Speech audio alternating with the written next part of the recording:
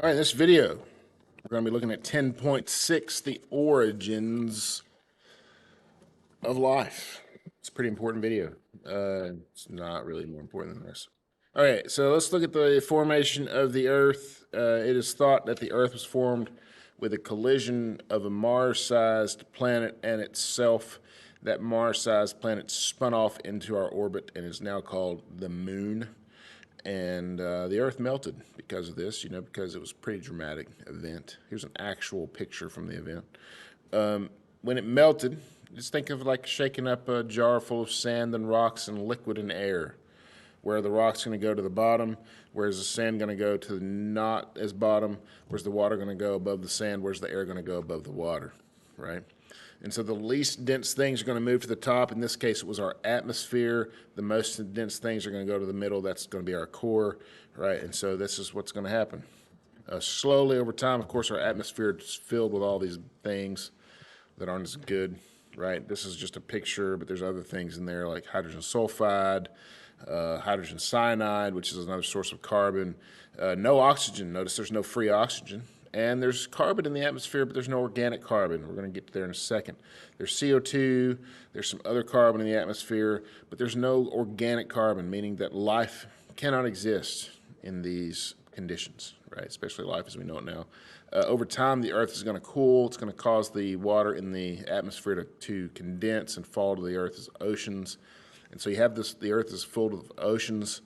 And all the pieces are there for life, except for organic molecules. Well, how did they come about? These two guys came up with an idea called Miller-Urey. They have first names. We're not concerned about their first names.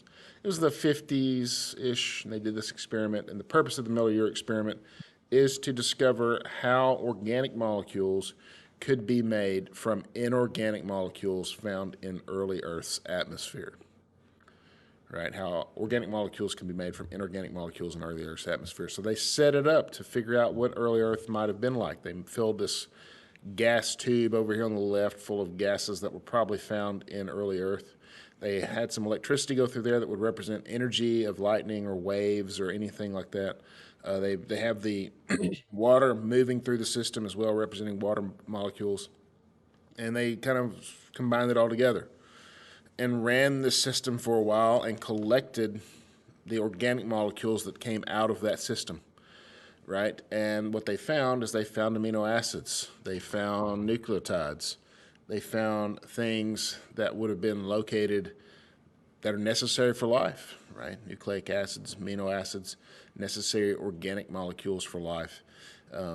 However, going from organic molecules to a living cell is a pretty big jump, right? And so make sure that you understand the distinction between discovering how organic molecules could be made in an inorganic environment versus how life came. Science is still unsure about how you get from organic molecules to life, right?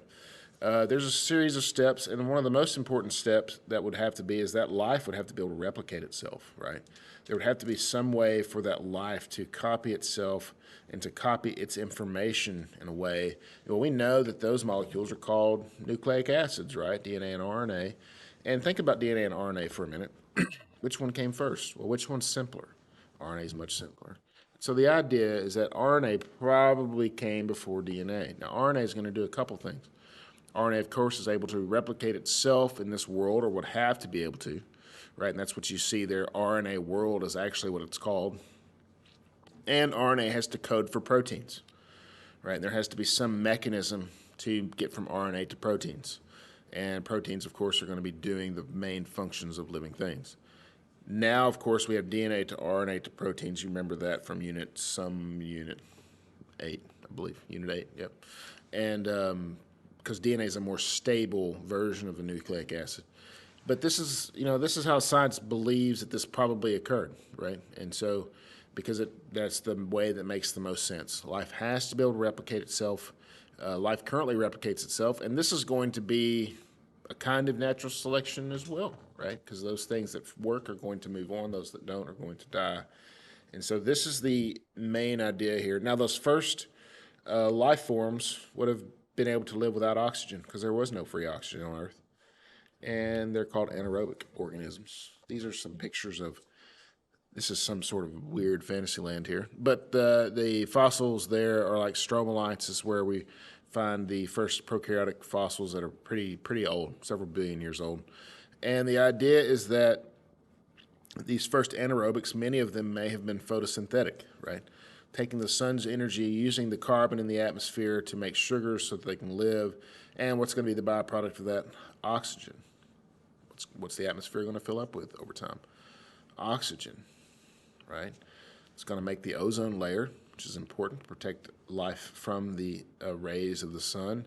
Those organisms are going to move closer to the atmosphere. Oxygen is going to be there, and some of those organisms are going to be able to use this new resource that's in the atmosphere.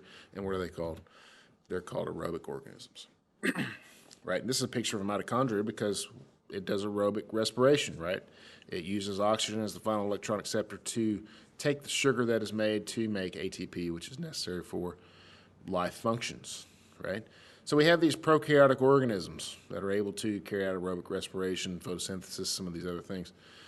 Well, how do we get to eukaryotic organisms? Well, there's an idea. It's called the endosymbiotic theory.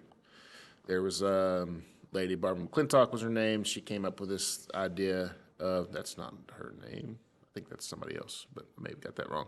Anyway, endosymbiotic theory is the idea that eukaryotic organisms came from the first prokaryotic cells. Essentially, look at that word endosymbiotic. Endo, inside, sym, together, bio, living.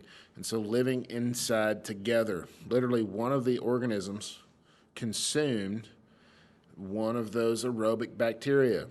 Well, that, instead of just breaking it down and eating it, they formed a symbiotic relationship. One of them got protection, the other one got ATP. Everything's good. First animal cells, right? First aerobic cells, not necessarily animals. And then, well, one of those maybe ate a photosynthetic bacteria at some point, and rather than consuming it, just kept it around, formed a mutualistic relationship with it, and now it's able to gather the sun's energy for its host and make sugar, and eventually this leads to the formation of the first prokaryotics, or eukaryotic cells. Moving on. So let's talk about the Earth's timeline.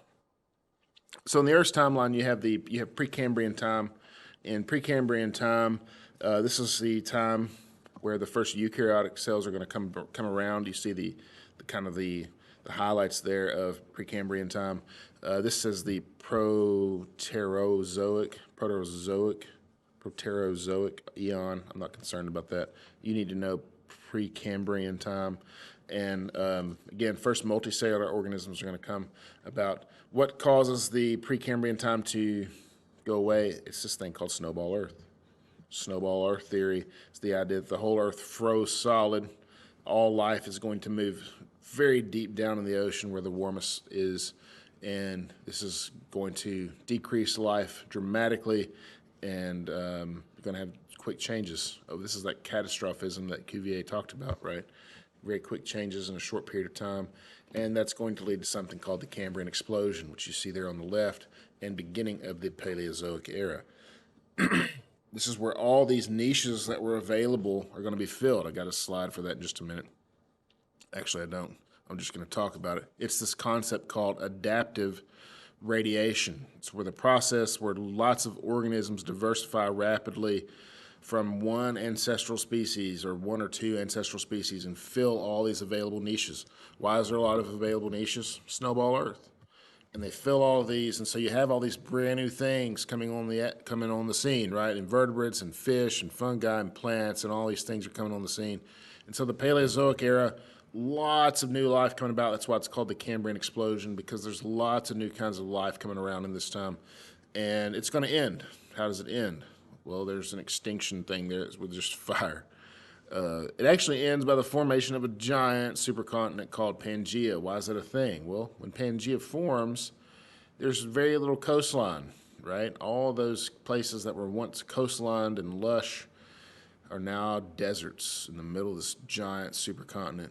Most life on Earth, 99% of life on Earth, as a matter of fact, dies.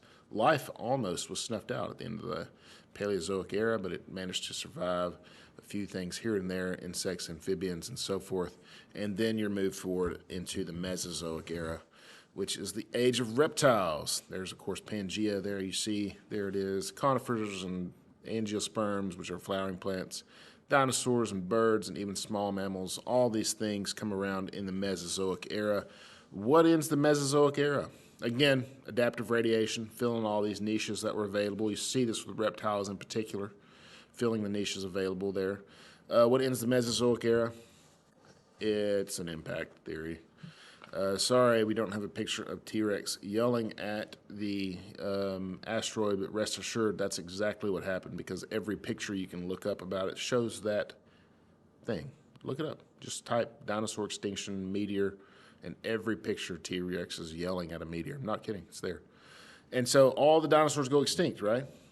All those niches are available, then what's going to happen? Mammals are going to fill those niches. Primates come on the scene, modern Earth, there it is. You see the cities, Homo sapiens. This is the Cenozoic era. Cenozoic era currently has not had a mass extinction, which is why we are able to have this time together today, thankfully. But there is some thought that we are currently in the midst of a mass extinction that is human-caused. So interesting. Great book called The Sixth Extinction. Highly recommend you should read it.